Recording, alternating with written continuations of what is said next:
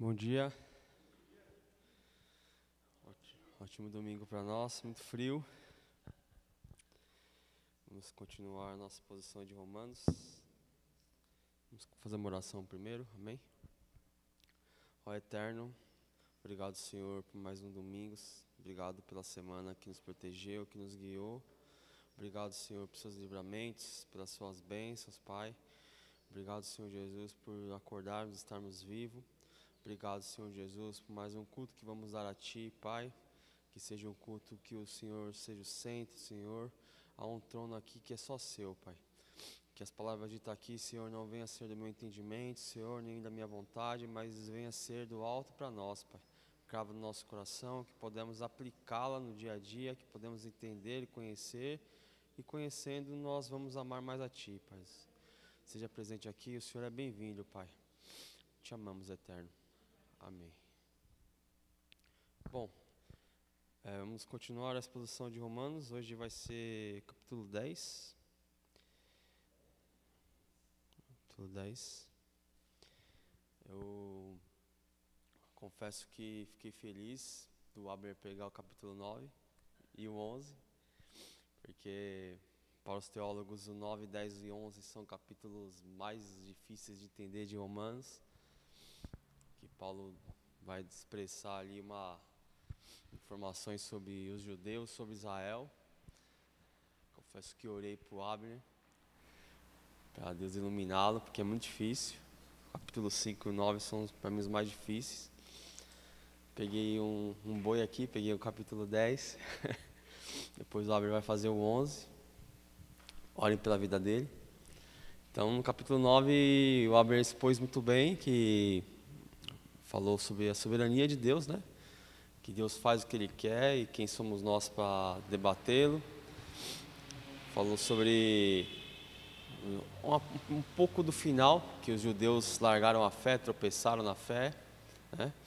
E falou que os planos de Deus e as promessas de Deus nunca falham, né? Então é um capítulo muito bom de ser entendido, muito bom depois que você entende, né? Claro, muito bom de você aumentar a sua fé. E hoje a gente vai dar continuidade no capítulo 10. Paulo continua falando sobre Israel, continua falando sobre os judeus. E a gente vai decorrer hoje aqui. Espero que me ajudem.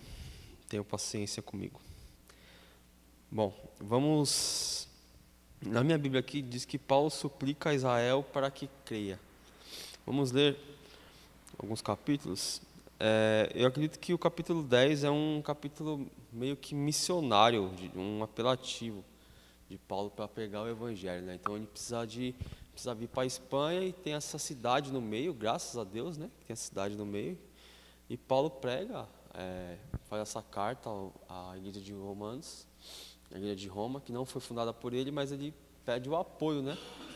E desse pessoal para eles poderem, porque tinha uns boatos falando mal dele e tal. Então ele faz essa carta a Roma, pede um apoio dos crentes de Roma, né? E o capítulo 10 ele vai falar, vai decorrer, pedindo, vai falando, pessoal, vamos evangelizar, a gente vai falar sobre isso.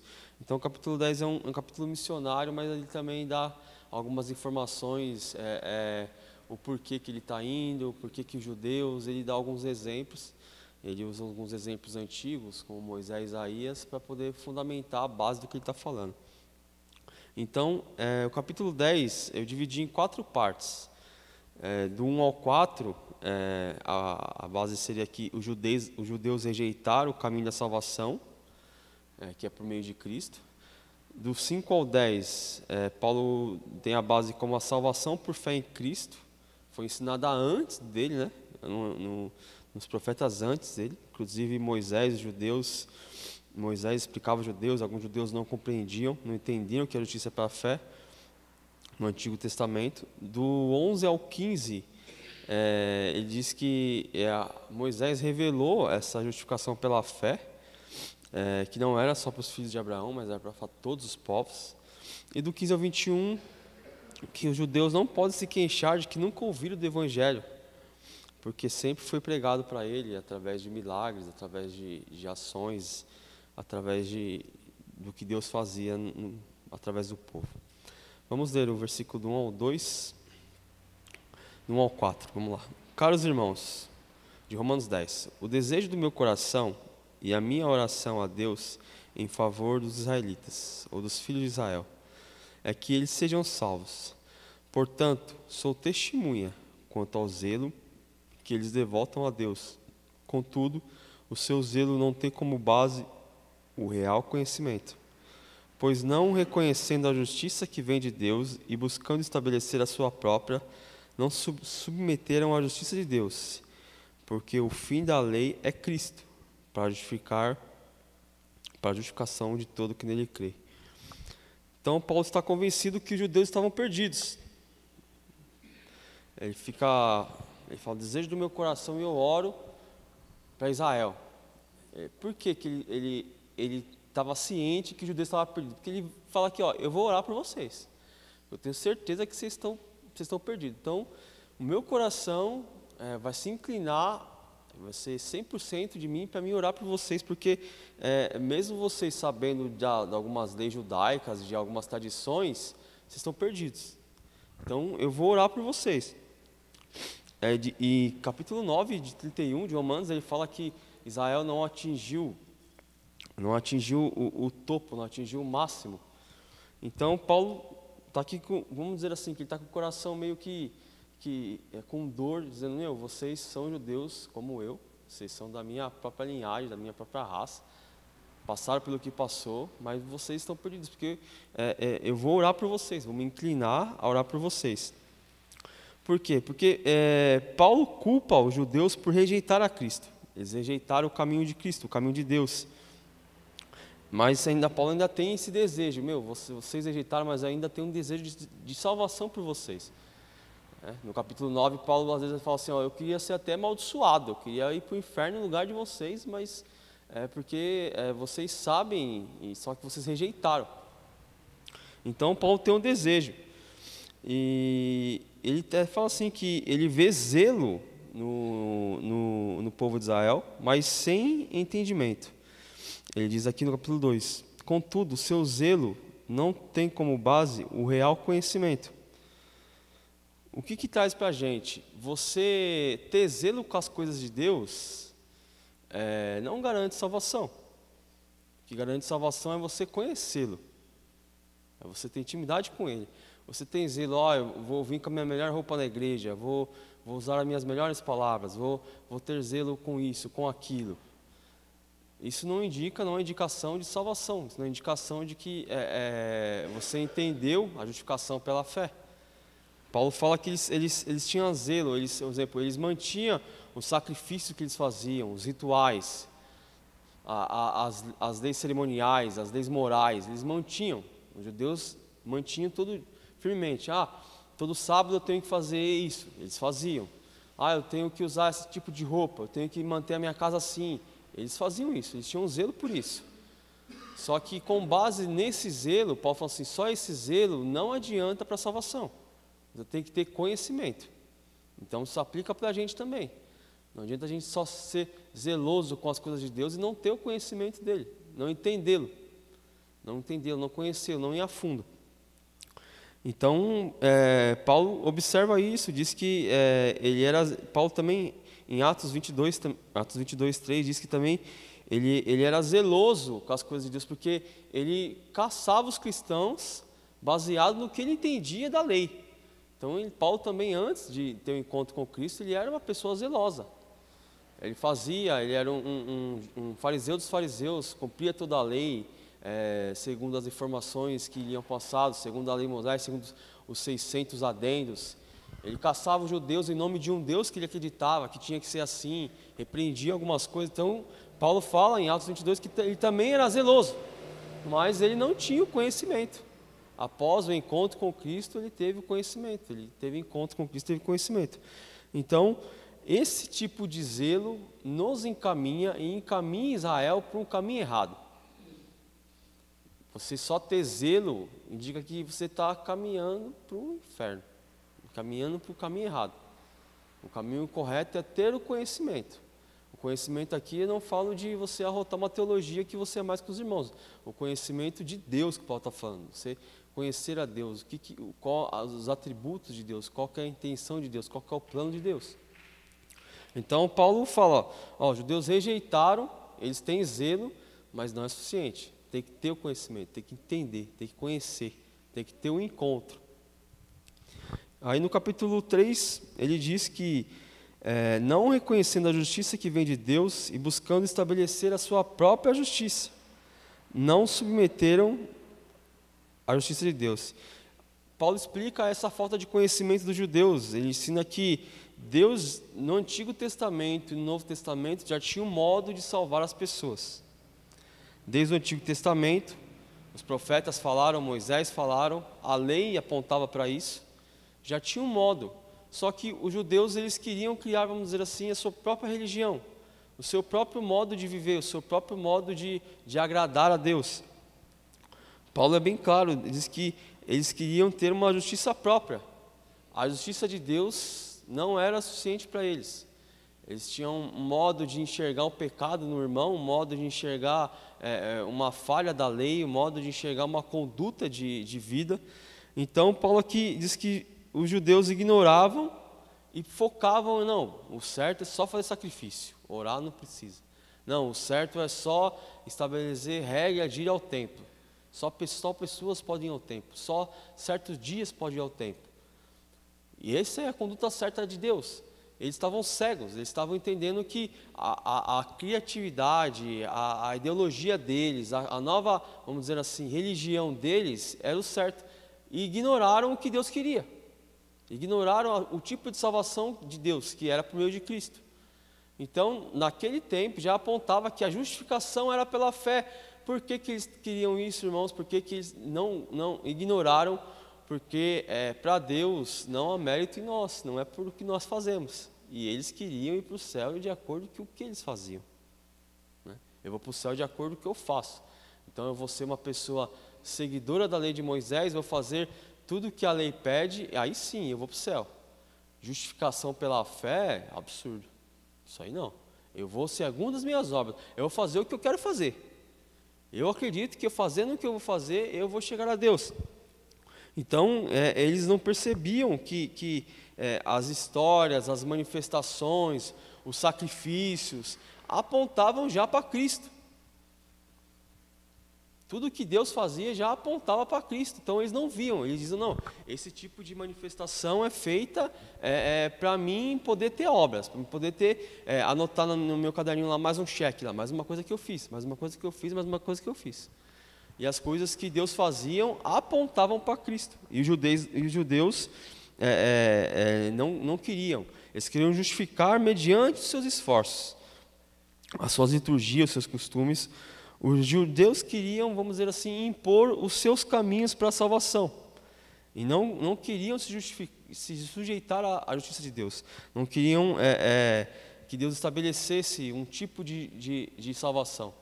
A salvação que eles queriam, que eles tinham em mente, desde criança foram ensinados, é que quanto mais eu faço, mais eu vou chegar a Deus. E está errado. Deus estava apontando para Cristo. O caminho vai ser Cristo. Não tem outro caminho, é Cristo. Isso aqui simboliza Cristo. Isso aqui fala sobre Cristo. Isso aqui aponta para Cristo. Então, gerou dentro deles um fruto de revolta e arrogância. Criaram uma religião moralista, legalista, hipócritas, e ficaram longe dos caminhos de Deus. Paulo vai falar que não se submeteram à justiça de Deus. Eles ignoraram a justiça de Deus. Eu acredito aqui que eles até entendiam, alguns até viam que isso apontava para Cristo, mas para eles era mais prazeroso e confortável seguir a vida deles. Fazer o que eles sempre faziam. Eu não vou mudar a minha vida, porque a justificação agora é pela fé, mas tudo que eu fiz antes, todos os rituais que eu fiz antes, vai ficar para fora? Vai ignorar? Não. Eu coloquei suor nisso, eu pus esforço nisso. Então eu vou manter a minha vida assim. Então, tudo que eu faço é para garantir a salvação. O fim desse caminho vai me levar a Cristo. Só que o plano de Deus não, o fim desse caminho vai levar à salvação. E Deus não, o fim desse caminho tem que levar a Cristo. tem que apontar para Cristo. Então, eles se imporam o seu próprio tipo de relacionamento, sua própria justiça. Paulo fala isso, e no começo, no versículo 1, diz: eu oro por vocês, porque não é assim. Eu tenho um coração inclinado para orar para vocês entenderem. E no 4 ele diz: porque o fim da lei é Cristo, para a justificação de tudo que nele crê. O fim da lei é Cristo quer dizer o quê? Essa palavra fim tem dois entendimentos na teologia. Um é como o fim como alvo, que a intenção da lei é Cristo. Deus deu a lei para levar pessoas a crer em Cristo. Esse fim, o fim da lei é Cristo. E também o fim como término, que a lei termina em Cristo. Cristo chegou, cumpriu a lei, pagou a culpa que a lei cobrava do pecador e encerrou a lei ali em Cristo. Então tem duas linhas de pensamento. Como alvo, o alvo da lei é Cristo. A lei apontava para Cristo. E como a lei termina com Cristo. Porque antes de Cristo ninguém conseguiu cumprir a lei. Então ele cumpriu a indicação, como irmãos, a partir de que Cristo cumpriu a lei, o seu modo de vida daqui para frente é fazer o que Cristo faz, porque ele cumpriu a lei. Então a lei estava vindo, conduzindo as pessoas, e a gente não conseguia, nosso caminho era para o inferno, nós não conseguimos conduzir. Deus mandou a Cristo, ele cumpriu a lei. Então a sua conduta de vida agora, que era baseada no que a lei ensina, tem que ser baseada no que Cristo ensina, porque ele cumpriu a lei. É como Deus falando assim, ó, vocês não conseguem, não tem jeito, vocês são fracos, vocês são pecadores, vou mandar um cara que vai conseguir, que precisa salvar vocês. Então a sua conduta de vida agora é mediante o que Cristo faz. Então eu acredito que a aplicação mais correta seria esse fim como um alvo. A intenção da lei é Cristo. Deus deu a lei para as pessoas chegarem até Cristo. Está claro? Amém. Então, porque o fim da lei é Cristo, porque o alvo da lei é Cristo, para a justificação de todo aquele que o crê. Aí, no capítulo 5, ele vai citar Moisés, porque Paulo acreditava que ele, tendo como base alguns profetas, algumas, vamos dizer assim, algumas pessoas que eram líderes de Israel do tempo antigo, era a base para as pessoas em Roma acreditar nele. Então, vou citar Moisés. É a mesma coisa que você ter uma pessoa de referência. Não, vou citar essa pessoa de referência, porque o que ele falou eu acredito. Então, Paulo está falando assim, ó, ele vai citar aqui Levítico 18:5, nós vamos ler. Paulo vai citar o que Moisés falou. Para o pessoal lá ajudar a entender, ó, a minha pregação, irmãos, não é algo novo. Eu estou falando o que Moisés falava, só que com minhas palavras. Então, o que Moisés falava, eu também falo. É a mesma coisa. Ele vai falar assim, ora, Moisés ensinava desta maneira sobre a justiça que vem da lei. O homem que pratica a justiça proveniente da lei viverá por meio dela. Ele cita Levítico 18:5. Vou abrir aqui para os irmãos. Levítico 18:5. Diz assim: guardarei meus estatutos e minhas normas. Quem os cumprir encontrará neles a vida. Eu sou Yahvé, o Senhor. Paulo está falando aqui que a mesma intenção que Moisés tinha ao recitar, a mesma ideia de Moisés era a ideia dele, o mesmo evangelho é a ideia dele. Paulo está falando que o que Moisés dizia não é que uma pessoa, ao observar a lei e cumprir a lei, ela chegaria até Deus. Moisés está falando assim, que ao cumprir a lei, no fim do julgamento, ele vai julgar segundo o que a lei fez. E provavelmente você não vai cumprir a lei. Então provavelmente o resultado final vai ser condenação. Paulo está falando assim que quando você observa a lei, e o que Moisés também quer dizer, quando você observa a lei, a sua conduta de vida será baseada no que a lei pede.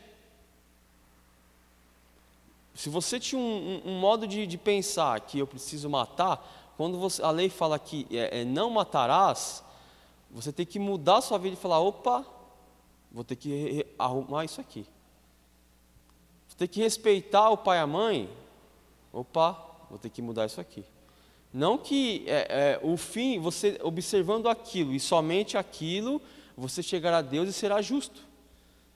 Não, porque você quebrou um mandamento, quebrou os 10. Não, porque você não vai conseguir cumprir todos os mandamentos. E Paulo está falando assim que Moisés também pregava isso.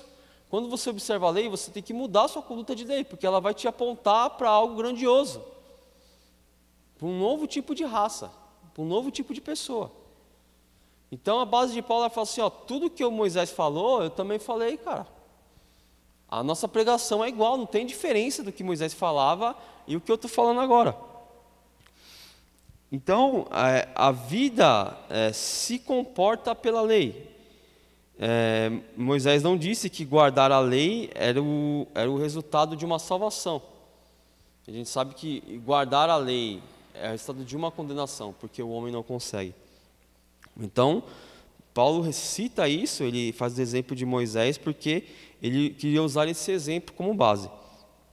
No versículo 6, todavia, a justiça que vem da fé declara, não digas em teu coração, quem subirá aos céus, isto é, para trazer do alto a Cristo? Ou ainda, quem descerá ao abismo, isto é, para fazer Cristo subir dentre os mortos? Mas o que ela diz, a palavra está bem próxima de ti, na tua boca e no teu coração. Ou seja, a palavra da fé que estamos pregando. Paulo vai citar aqui Deuteronômio 30. Eu vou ler com os irmãos. Deuteronômio 30, o 11. Diz assim: portanto, este mandamento que ordeno neste momento não é exagerado, nem insuportável para ti. Tampouco está fora do seu alcance. Ele não está nas regiões celestiais para que possamos questionar. Quem subirá até o céu para trazer e ministrar a nós, a fim de possamos compreender e colocá-lo em prática? Também não está além do mar, de modo que fiques alegando. Quem atravessará o mar por nós para trazê-lo e ministrá-lo, a fim de que possamos compreender e colocá-lo em prática? Nada disso. Eis que a palavra está muito próxima de ti, é fácil de assimilar, está na tua boca e no teu coração. Por isso poderás obedecê-la e viverá no teu dia a dia. Paulo cita de novo um livro do Antigo Testamento como base pelo que ele está falando. Paulo queria que as pessoas entendessem que não é preciso ninguém subir ao céu e trazer a Cristo. Nem precisa de ninguém até o inferno, até o abismo para trazer a Cristo. Ninguém precisa ir ao céu para trazer informações de como se deve fazer, e nem precisa ir no mais abismo, no mais profundo, para pegar informações do que se deve fazer. Paulo está falando assim, vocês não precisam juntar uma galera aí, e quem é o mais atleta de vocês? Sobe ao céu e traz informações. Quem é o mais corajoso de vocês? Desce ao abismo e traz informações. Paulo está falando o que Deuteronômio falou, que a salvação, o modo de conduta está perto de vocês, está na sua boca, está no seu coração. E uma coisa que Deuteronômio fala aqui, que é fácil alcance e fácil de assimilar. Algo que eles já tinham conhecimento dentro deles, mas que eles estavam relutando em expressar para fora. Paulo vai falar que quer trazer o entendimento que não precisou ninguém ir subir nem descer, não precisou ninguém ressuscitar a Cristo, não precisou alguém pedir, Deus, manda Cristo lá para baixo, porque está difícil de entender, está difícil de assimilar. A palavra exatamente foi uma ideia de cumprimento do que estava dentro do coração deles. Aquilo já estava dentro do coração deles. E Paulo falou, isso aí é muito fácil de assimilar. Está tão perto do seu alcance, está tão perto de você cumprir, está tão perto de você fazer. Está na sua boca e no seu coração. Então, tem de entender que, a partir desse momento, Paulo começa a usar livros do Antigo Testamento, citações de Moisés, citações de outros profetas, para falar a base do que ele queria falar nesse primeiros versos, capítulo 10, que a pregação dele era idêntica à que os profetas pregaram, a que Moisés pregou. Era idêntica. São versículos com outras palavras, mas com a mesma aplicação prática na vida das pessoas. Voltando ao Romano 10 aqui. Mas, no capítulo 8, mas o que diz ela? A palavra está bem próxima de ti, na tua boca e no teu coração. Ou seja, a palavra de fé que estamos pregando. Paulo vai usar uma narrativa de que estamos pregando, ele podia usar que estou pregando, que estou falando, mas ele engloba uma galera que estamos pregando. Ou seja, antigamente se pregava isso, no Antigo Testamento, e no Novo Testamento também se emprega isso. A ideia é de que você só consegue entender o Novo Testamento se você entender o Antigo Testamento. E o Antigo Testamento faz sombra para o Novo Testamento. Não ignoramos o Antigo Testamento, e algumas pessoas, eu sou um deles, que os Antigo Testamento eu acho mais interessante, que tem umas histórias mais incríveis, uns raios, umas pessoas correndo rápido, né? Umas pessoas ressuscitando, subindo em carruagem. Então, o Antigo Testamento também apontava para Cristo, também pregava o mesmo evangelho que Paulo estava pregando ali para o pessoal de Roma. No 9, se com tua boca confessares que Senhor Jesus é o Senhor, e creres em teu coração que Deus ressuscitou dentre os mortos, serás salvo. Paulo indica que nós temos que crer de todo o coração que Jesus ressuscitou dentre os mortos. Paulo faz a ideia de ressuscitação, ele usa o Senhor aqui, porque a palavra Senhor tinha uma aplicação muito forte antigamente. Ela tinha uma tradução para Kyrios, que era uma palavra muito poderosa. Era uma palavra usada, dada ao próprio César, que se denominava o dono de tudo. Então, ela, na Bíblia grega, ela é traduzida mais de 100 vezes para Yahvé, que era a maior autoridade existente. Então, a palavra Senhor que Paulo entrega aqui, a ideia é que é o seguinte: muitas pessoas na Bíblia, ou que não foram relatadas na Bíblia, também foram ressuscitados. Concorda? Vamos a Lázaro. Lázaro foi ressuscitado. Cristo foi ressuscitado. Mas ele diz assim, que Deus o ressuscitou dos mortos, porque Cristo ressuscitou para nunca mais morrer. Temos relatos que Lázaro ressuscitou, mas possivelmente ele morreu. Pessoas que foram ressuscitadas, mas possivelmente morreu. Mas Cristo foi o único que foi ressuscitado e nunca mais morreu. E vivo. Então, se você acreditar, porque esse tipo de milagre é um milagre específico, é uma pessoa específica, é um exemplo específico que Paulo dá. Irmão, você tem que acreditar nisso, você tem que acreditar que essa pessoa ressuscitou e nunca mais morreu. A morte, que é algo que pega a todos nós, não conseguiu vencer esse cara. Então, Paulo diz aqui que você tem que confessar com a sua boca. Qual que é a ideia? A ideia é de que não é impossível separar essas coisas. Se você acredita na ressuscitação de Cristo e confessou com a sua boca, é uma indicativa de algo que trabalha junto. Paulo está dizendo assim, que é impossível você acreditar em Deus e não falar. É impossível você acreditar em Deus, acreditar na ressuscitação de um cara e não contar. Assim como você recebe uma notícia boa e corre logo para a pessoa que está do seu lado para compartilhar, Paulo está dando um exemplo. Você tem uma notícia boa. É impossível você não querer compartilhar com alguém. Isso anda lado a lado. Quem confessa com a boca entendeu e creu o que Cristo fez. É impossível você acreditar em Cristo, repito, e não falá-lo, e não expressá-lo, e não passar para frente disso. O capítulo 10, porque com o coração se crê para a justiça, e com a boca se faz confissão para a salvação. É o que acabamos de falar. No verso 11, conforme diz a Escritura, todo aquele que nele crê jamais será decepcionado ou enganado. Paulo novamente ele cita Isaías 28, 16. Eu vou ler aqui.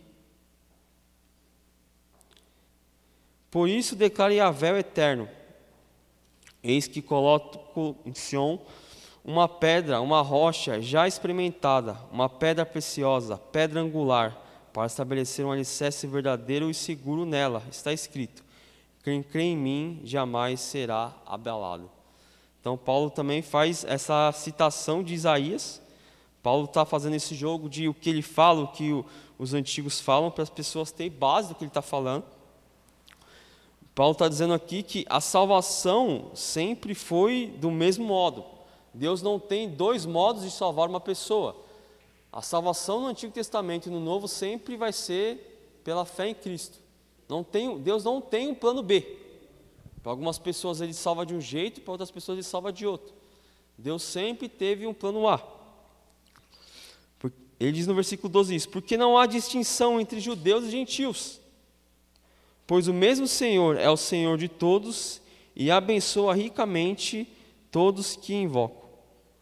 Então, Paulo está dizendo assim, o plano de Deus não foi por água abaixo, não passou desapercebido. Deus tem um modo de salvação e sempre foi esse modo.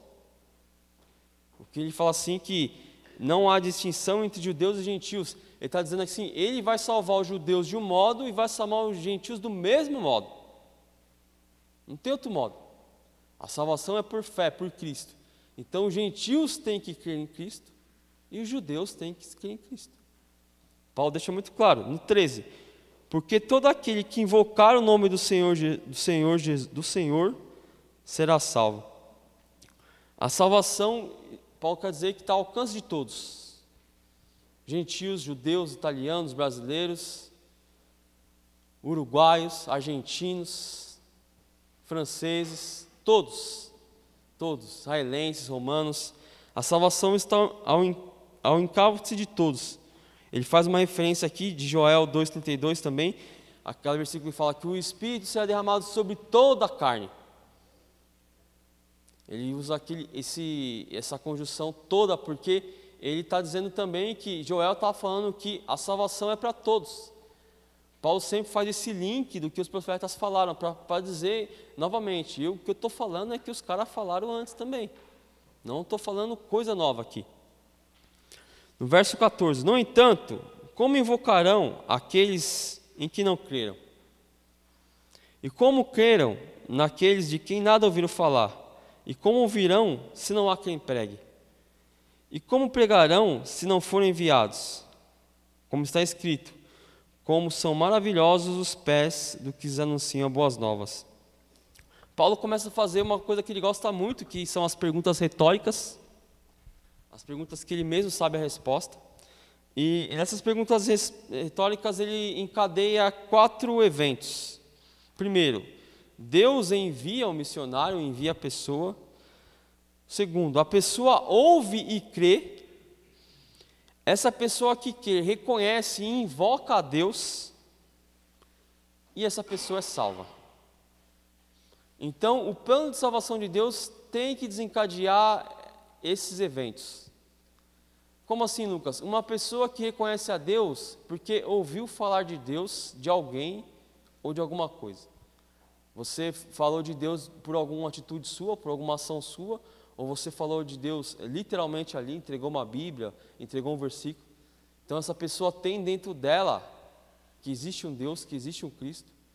Então esse é o plano que Deus usa para salvar. Ele envia alguém, a pessoa ouve e crê. Essa pessoa invoca a Deus, ela clama a Deus, entende os pecados e clama a Deus, e aí sim é salva. E não pode haver outro tipo de salvação, não há outro tipo de salvação, não existe outro tipo de salvação a não ser pela pregação do Evangelho. Pela pregação do Evangelho. Ah, Lucas, mas eu me salvei, eu ouvi o Evangelho só pela Bíblia. A quem te deu a Bíblia? Ah, porque eu ouvi uma pessoa falando. Essa pessoa pregou para você, diretamente ou indiretamente. Então Paulo está falando assim, somente pela pregação do Evangelho é necessário, somente pela pregação do Evangelho é possível uma pessoa ser salva. Não dá outro modo, não tem outro modo. E ele diz aqui que como é maravilhosos os pés das pessoas que anunciam essas boas novas. Como essa pessoa, como Deus vê satisfação nessas pessoas que levam as boas novas. Então, Paulo está dizendo que as pessoas ouviram o Evangelho, o que ele falou, é o que os profetas falaram, e ao pessoal ouvir o Evangelho, desencadeia esses 4 eventos. E Deus vê com bons olhos as pessoas que levam o seu Evangelho. Isso seria mais um apelo de Paulo à igreja de Roma e a nós, a evangelizar ou pregar o Evangelho o máximo possível que você puder, o máximo possível que você conseguir. Falar do Evangelho o máximo possível de pessoas que você vê. Porque essas pessoas estão encaminhando para o inferno e você é essa pessoa que está levando a salvação a elas. Ah, mas eu não vi salvar. Aí não é com você, você fez a sua parte. Aí é com o Espírito Santo, aí é com Deus. Mas você levou o Evangelho, você falou. E essas perguntas retóricas que Paulo faz, ele já sabendo a resposta, entende que só existe um modo de salvação. Ele vai citar Joel e falar, mesmo que o pessoal falou lá, eu estou falando, só existe um modo de salvação. O que eles pregavam é o que eu estou pregando aqui. No 16, ele começa falando assim, mesmo assim, nem todos os israelitas aceitaram o Evangelho. Porquanto declarou Isaías, de novo ele fazendo um link com um profeta, uma pessoa do Antigo Testamento. Senhor, quem acreditou na nossa mensagem? Como consequência, a fé veio pelo ouvir as boas novas, e as boas novas vêm pela palavra de Cristo. Mas, então, eu questiono, indago, será que não ouviram? Evidente que sim. Paulo de novo faz uma pergunta que ele já sabe a resposta. Paulo está falando assim, não há desculpa. Por acaso, talvez ele olha assim e fala assim, por acaso, será que tem pessoas que não ouviram? Realmente? Será que tem pessoas, alguns judeus, pessoas que andaram e vendo as manifestações, os eventos, as notícias, será que eles realmente não ouviram?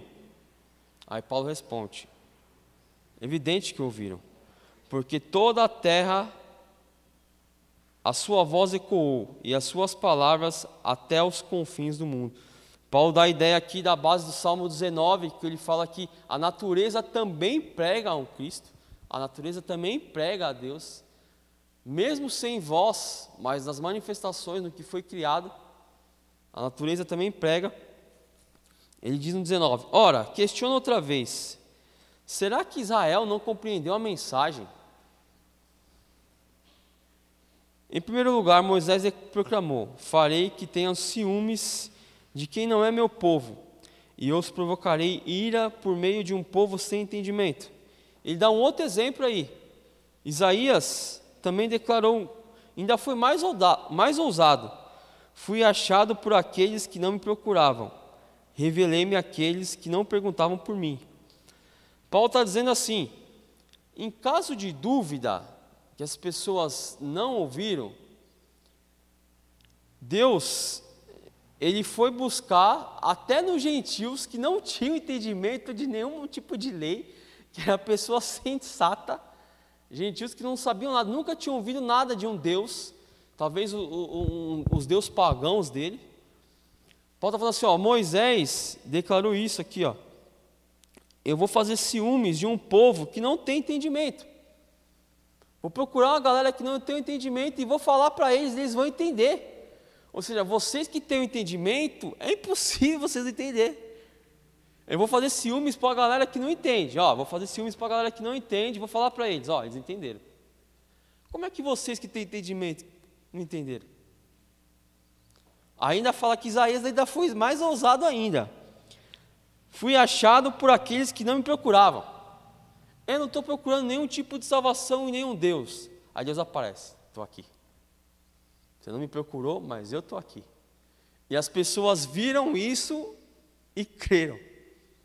Isaías foi mais ousado. Pessoas que nem tinham entendimento de que estão indo para o inferno, nem tinham entendimento que precisa de salvação, não procuravam, Deus os encontrou.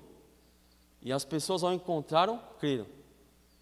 Esses dois exemplos que Paulo dá aos judeus, fala assim, cara, não tem desculpa.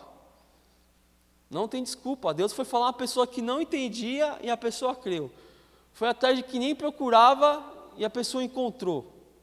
Como é que vocês não entendem? Não tem desculpa. Como ele diz, é indesculpável. Como ele diz no próprio Romanos 1, é indesculpável o homem. É indesculpável. Deus foi atrás de quem não queria ele e deu entendimento de pessoas insensatas, como nós, gentios. Então, Paulo dá quase um checkmate nos judeus e fala assim, cara, você não entende por alguma cegueira sua, porque está na sua cara, está no seu coração, está na sua boca, que esse é o Cristo verdadeiro, que o caminho é pela fé, é por Cristo. Ah, mas é muito difícil de entender, então peraí, então eu vou no insensato, eu vou numa pessoa que não tem nenhuma noção. Opa, ele entendeu. Ah, eu vou numa pessoa perdida, uma pessoa que não está procurando nada, que está seguindo sua vida. Opa, ele entendeu. Então, judeu, não tem desculpa. Não, é indesculpável, a palavra correta é essa, é indesculpável. Até os gentios, gente insensata, conseguia entender a pregação. Até os gentios, gente insensata. Ele quer dizer que realmente os judeus não têm argumento. Não tem a desculpa de seguir essa religião que eles querem. Eles querem seguir a justificação pelas obras porque eles querem, eles sabem. E aplica-se muito nos dias de hoje. Você fala de Cristo, fala que precisa de um Cristo e a pessoa segue sua vida como se entra por um ouvido e sai pelo outro. Aplica-se também. A pessoa quer seguir a sua religião, a sua vida. Por isso que Paulo fala que essas pessoas, no dia D de Deus, vai ser indesculpável. Vocês ouviram falar, você falou, a igreja Souza falou, o bairro está sabendo, a cidade está sabendo que existe um Cristo, que a salvação é só por meio de Cristo. Não é por artista, não é por músicas, não é por outros deuses, não é por imagens, é por Cristo. Mas vocês ignoraram. Vocês querem seguir sua vida? Então você vai entrar na classe do indesculpável. Não tem desculpa. Então isso fica muito de exemplo para nós, uma aplicação prática para nós, de termos o zelo das coisas de Deus e não conhecê-lo. E termos o zelo de fazer as coisas para Deus e não conhecê-lo. De saber das coisas e não praticar. De entender que existe um Cristo e não fazer o que ele faz, e não copiar os atos dele. Paulo dá esse exemplo aos judeus, e eu acho que aos judeus de Roma, que ouviram isso, falam assim, cara, se Isaías falou, Moisés falou, Paulo falou, eu acho que tem alguma coisa errada no que a gente sabe. Não tem como esses três caras estar errados, não. Acho muito difícil. Então, talvez, Paulo linkava isso para ter como base, o evangelho que é pregado no Antigo Testamento apontava para Cristo, e é o mesmo evangelho que eu prego agora. Não há outro tipo de salvação, não há outra forma, não há outro caminho. E ele termina no 21 dizendo, quanto a Israel, no entanto, o tempo todo eu estendi as mãos a um povo desobediente e rebelde. Paulo está falando assim, todo dia, 24 horas por dia, toda hora, Deus está estendendo a mão e te puxando. Ele é irritamente paciente com alguns.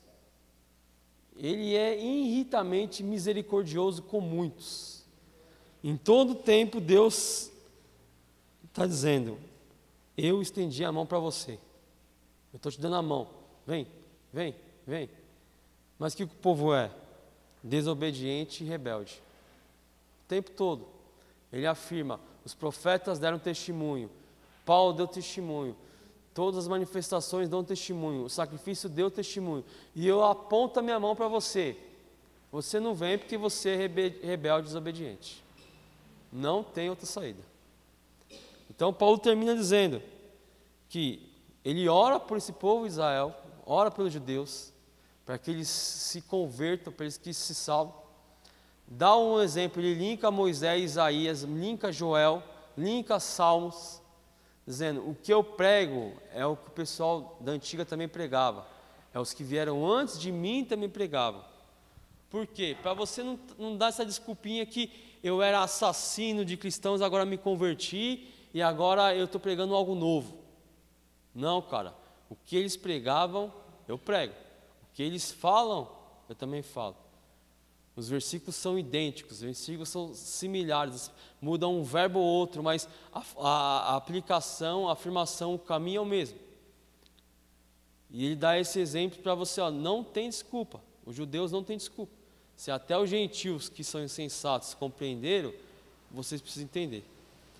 Então, Paulo deixa claro no capítulo 10 que o caminho da salvação é por fé, é por Cristo. O livro de Romanos inteiro é a base, é o que ele mais fala. Paulo é incisivo nisso, que ele quer deixar claro que você saia de Romanos sabendo disso. E que os judeus também fazem parte desse plano de salvação de Deus, porque a pregação do Evangelho também era naqueles tempos.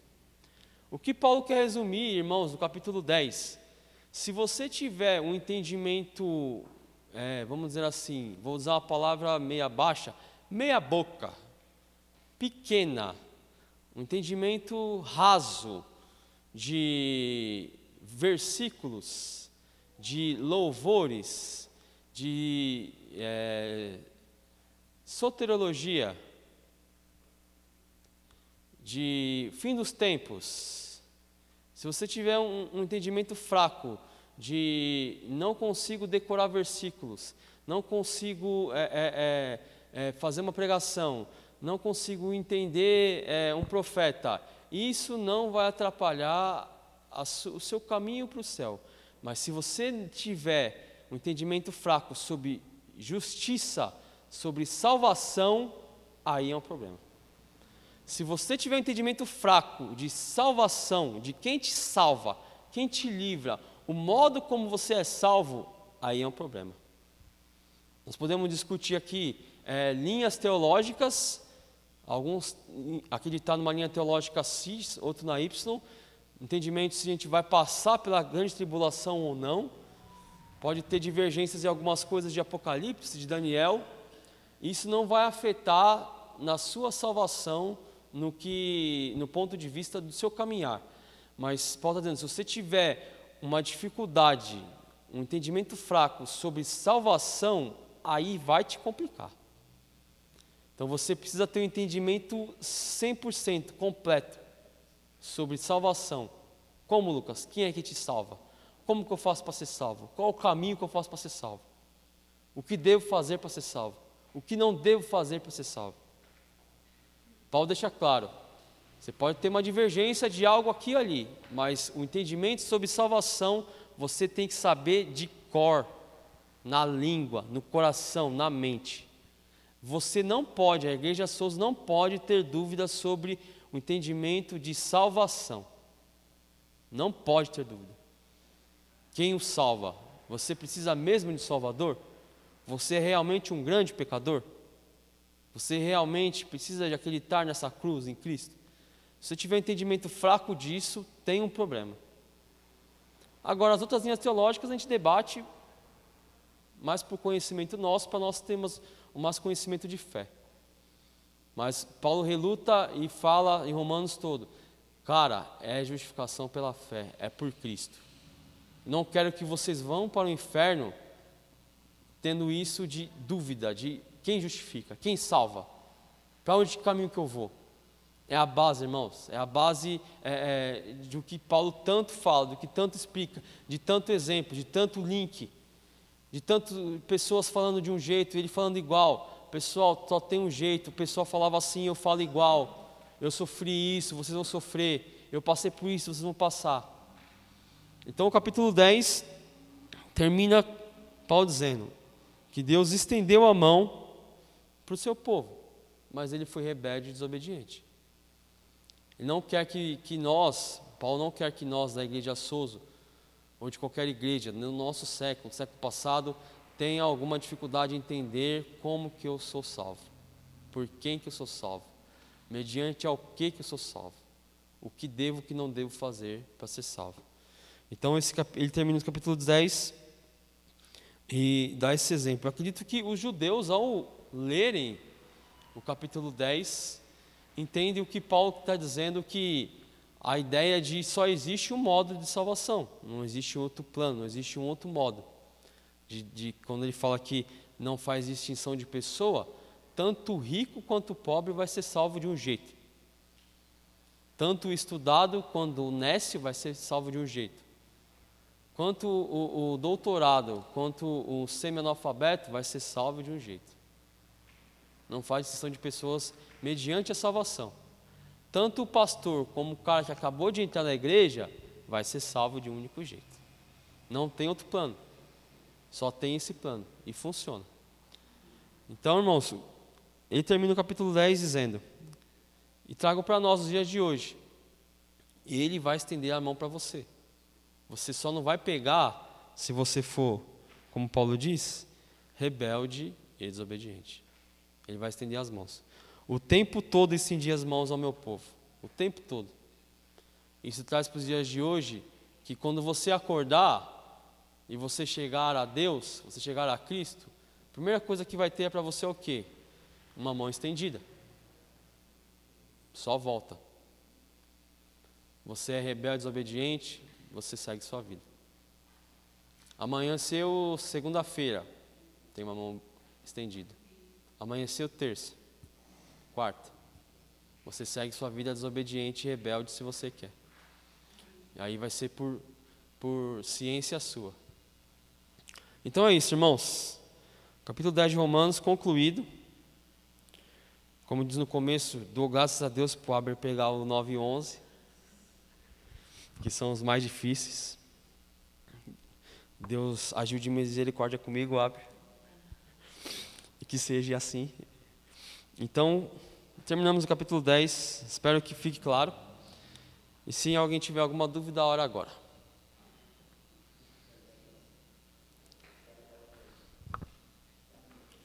Ou não entenderam nada, entenderam tudo. Amém? Nenhuma dúvida?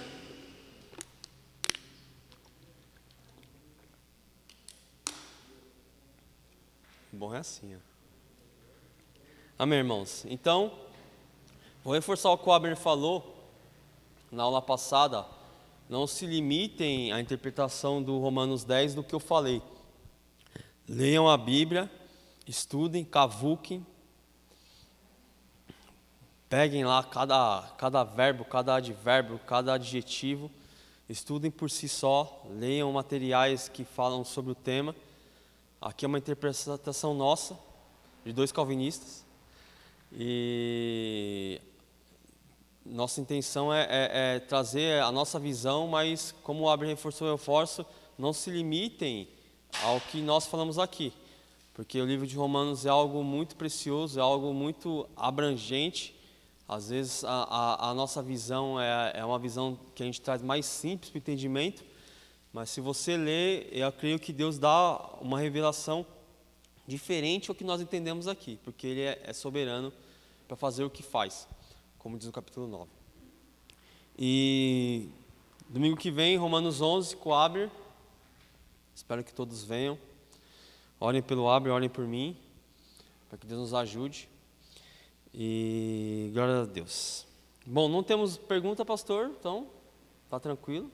Ou todos entenderam, ou estão mais com dúvida ainda. Dúvidas, procurem o pastor, procurem a nós, procurem a seus líderes. Reforço, irmãos, não quero que fiquem com dúvidas a questão de salvação.